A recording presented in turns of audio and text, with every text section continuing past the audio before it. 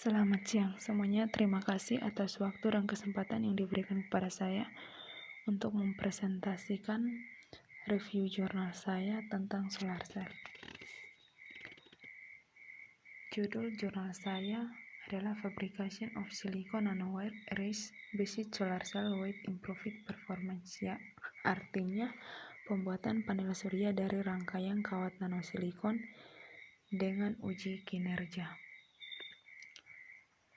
Pertama, pendahuluan. Energi merupakan kebutuhan dasar manusia yang terus meningkat sejalan dengan tingkat kehidupan. Salah satu sumber energi yaitu cahaya matahari yang disebut dengan sel surya atau panel surya. Sel surya merupakan satu perangkat yang dapat mengubah energi cahaya matahari menjadi energi listrik menggunakan prinsip efek voltaik.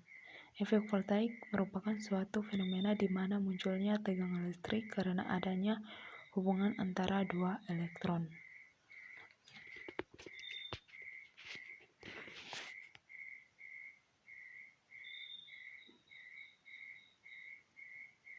Pada panel surya ini terdapat dua tipe, yaitu tipe P dan tipe N. Dan juga ada pertemuan antara tipe P dan tipe N, yaitu PN junction. PN junction ini akan membentuk medan listrik yang kemudian akan mendorong elektron bergerak dari semikonduktor menuju kontak negatif yang selanjutnya dimanfaatkan sebagai energi listrik yang kemudian dijadikan sebagai salah satu energi terbarukan.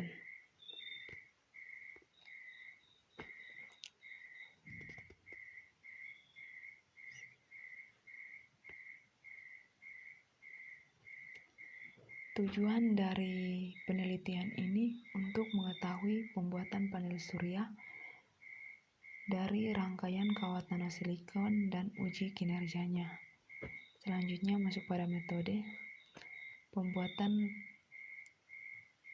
kawat nanosilikon. Pertama, lapisan silikon berdiameter 5 cm dimasukkan dalam larutan 5 molar asam fluorida, ditambahkan 0,02 molar perak nitrat, dibilas dengan larutan aseton, direndam dengan larutan etching asam sulfat dengan hidrogen peroksida 3:1 selama 60 menit pada suhu kamar, kemudian dibilas menggunakan aqueous, lalu direndam lagi menggunakan larutan etching asam fluorida 5% selama 15 menit pada suhu kamar untuk pembentukan kawat nanosilikon. Lalu dibungkus dengan lapisan Ag, kemudian direndam dalam larutan etching amonium hidroksida dengan hidrogen peroksida 3:1 selama 2 menit pada suhu kamar. Kemudian dibilas menggunakan aqueous lalu dikering-anginkan. Selanjutnya dikarakterisasi menggunakan SEM untuk analisis morfologi dan UV untuk mengetahui daya pantulan pada panjang gelombang 300 sampai 1100 nanometer. Hasil dan pembahasan pada gambar 1A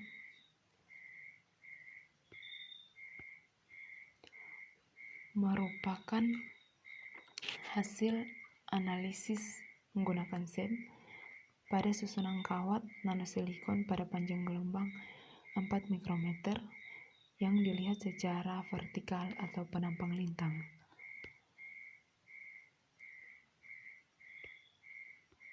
Pada gambar B merupakan susunan rangkaian kawat nanosilikon pada bidang planar yang ditandai dengan warna abu-abu.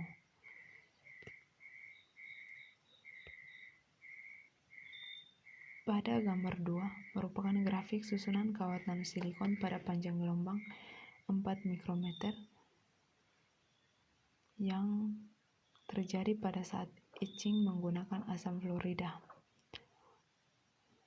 Kurva warna hitam merupakan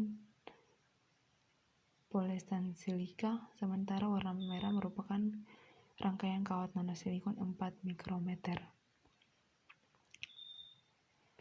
Dari grafik tersebut dapat kita lihat bahwa susunan kawat nanosilikon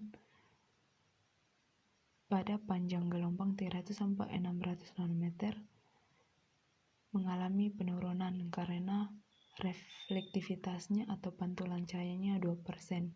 Sementara pada panjang gelombang 700 sampai 1000 nanometer,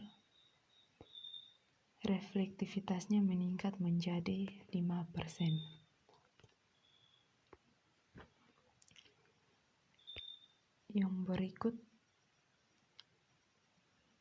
gambar 3A merupakan permukaan planar kawat nanosilikon yang dilapisi dengan titanium dan perak.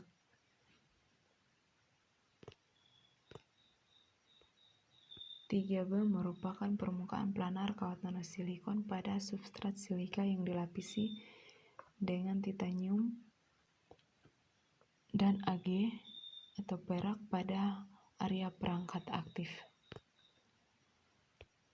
Selanjutnya untuk gambar 4A merupakan karakteristik nyala sel kontrol dan kawat nanosilikon yang diukur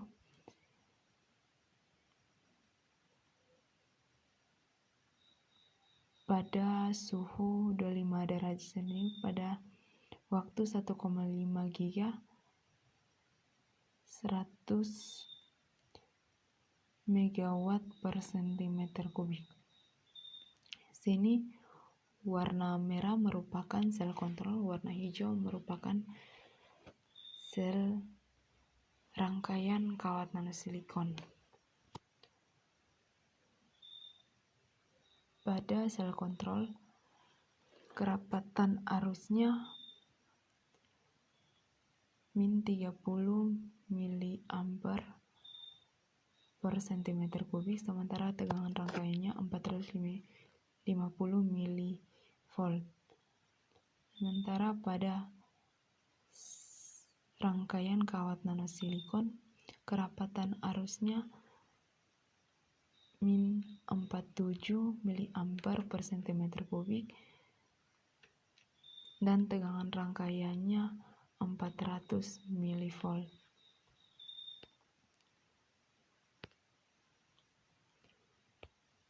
Yang berikut gambar 4B merupakan perbandingan reflektivitas dengan efisiensi kuantum intrinsik.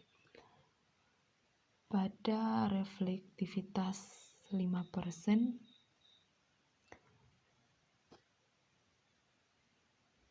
efisiensi kuantum intrinsiknya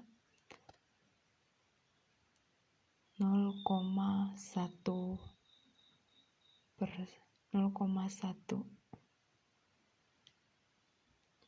Sementara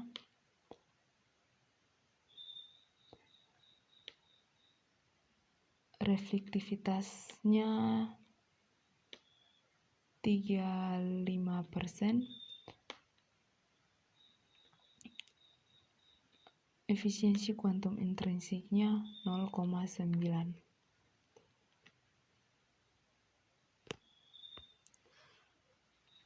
Yang berikut tabel parameter dari pembentukan panel surya. Ada beberapa parameter yaitu kerapatan arus, tegangan rangkaian, faktor kurva, efisiensi seri, resistensi, dan panjang difusi. Di sini ada 3 sel, yaitu sel A, sel B, dan sel C. Sel A itu merupakan sel kontrol, sel B ini merupakan rangkaian kawat nanosilikon, sementara sel C merupakan rangkaian kawat nanosilikon pada area aktif. Pada sel B, kerapatan arusnya 28 mA per cm3, sementara tegangan arusnya 531 mV dan resistensinya 1,6. Kesimpulan, pembentukan kawat nanosilikon terjadi pada kisaran 400 sampai 1100 nanometer dengan larutan asam fluorida pada panjang gelombang 4 mikrometer. Kedua, ada 3 jenis kinerja, yaitu sel dari kawat nanosilikon pada permukaan depan, sel dengan kawat nanosilikon pada perangkat aktif, dan sel kontrol pada permukaan planar. Yang ketiga, ada beberapa parameter pada sel surya, yaitu kerapatan arus, tegangan rangkaian, faktor kurva, efisiensi seri, resistensi, dan panjang difusi. Sekian dari saya, terima kasih.